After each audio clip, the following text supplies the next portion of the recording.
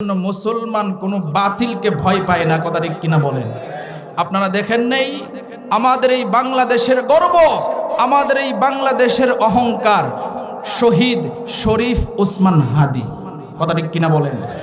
বাতিলের কাছে মাথা নত করে নাই, দেখায়া দিছে দেশ প্রেমিক কাকে বলে, দেখায়া দিছে যে বাতিলের কাছে মাথা নত করব না। তার বক্তব্যগুলো শুনবেন, সে বলছে আমাকে যদি মেরেও ফেলা হয় এরপরেও আমি পিছপা হব না, বাতিলের কাছে মাথা নত করব না। আল্লাহু আকবার, আরো জোরে বলেন আল্লাহু আকবার। এই সমস্ত সন্তান বীর যুবকগুলো আমাদের দরকার ছিল। আজকে বাতিলরা টার্গেট কইরা যে এরকম শরীফ ওসমান হাদি যদি এরকম আরো কয়েকটা জন্ম হয়ে যায়, তৈরি হয়ে যায়, তাহলে আমরা যারা আছি চাঁদাবাজি দুর্নীতি যারা করি, যারা সিটারি বাটপারি করি, যারা দেশের মানুষকে ধোঁকা দিয়ে দেশের মানুষের পকেটের টাকা নিয়ে বিদেশে প্রচার করি, তাদের এইটা বন্ধ হয়ে যাবে, কথা ঠিক কিনা বলেন? এই জন্য ষড়যন্ত্র করে আমার মরহুম শহীদ ওসমান হাদি ভাইকে তারা শহীদ করে ফেলেছে, হত্যা করে ফেলেছে। কিন্তু শহীদ ওসমান হাদি শহীদ হয়েছে, কিন্তু প্রত্যেকটা মুসলমানের অন্তরে সে জীবিত, কথা ঠিক কিনা বলেন? আপনারা দেখেছেন, আমি তো সংসদের পাশেই থাকি, ওই দক্ষিণ পাশে ওনার জানাজার নামাজ হয়েছে, যাচাই করে দেখা হয়েছে প্রায় 14 থেকে 15 লক্ষ মানুষ হয়েছে। আল্লাহু আকবার। দেশের মানুষ ওনার জন্য এত পরিমাণ কেঁদেছে।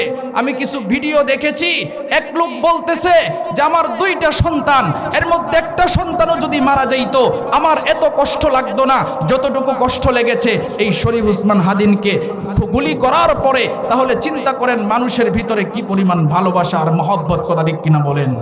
মনে রাখতে হবে, এরকম গুলি কইরা এরপরে মুসলমানদেরকে জুলুম অত্যাচার কইরা আলেম ওলামাদেরকে জেলখানায় ঢুকাইয়া বিগত সময়ে আমরা অনেক কিছু দেখেছি। কিন্তু ও মুসলমান, যারাই জুলুম অত্যাচার করছে আজকে তারা কোথায়, কথা ঠিক কিনা বলেন? আজকে তারা কোথায় আছে? আমি বলতে চাই এই কথাটাই, এই দুনিয়ার মানুষ যদি রবকে মানে, রবকে যদি ভয় করে, তাহলে তাদের পায়ের নিচে যত বাতিল আছে সব মাথা নত করতে বাধ্য হবে, কথা ঠিক কিনা বলেন? এই জন্য বাতিলের সামনে কখনো মাথা নত করা যাবে না। প্রয়োজন যদি রক্ত দিতে হয়, জীবন দিতে হয়, ফাঁসির কাষ্ঠেও ঝুলতে হয়, কোরআনের জন্য, দ্বীনের জন্য, মাদ্রাসা মসজিদের জন্য কারা কারা রাজি আছি? হাত তুলে আল্লাহরে দেখায়া দেই, হাত তুলে আল্লাহরে দেখায়া দেই। নারায়ে তাকবীর, নারায়ে তাকবীর। সকলে বলেন মারহাবা, আরো জোরে বলেন মারহাবা। কষ্ট পাইছেন আপনারা? কষ্ট পাইছেন? মুসলমান এমন অবস্থায় আছে, মুসলমান ভয় পাবে একমাত্র কাকে? আরো জোরে বলেন কাকে? সামনে আগাবো নাকি শেষ করে দিব? আরো জোরে বলেন আগাবো না শেষ করে দিব?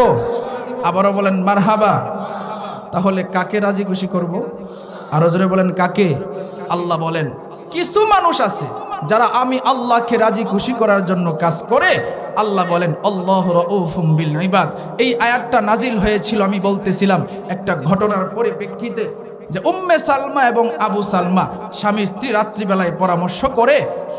স্ত্রী ডাক দিয়া কয়, স্বামী গো, নবী তো মদিনায় হিজরত করে চইলা গেছে, আমার নবীরে দেখতে খুব মন চাইতেছে। সুবহানাল্লাহ।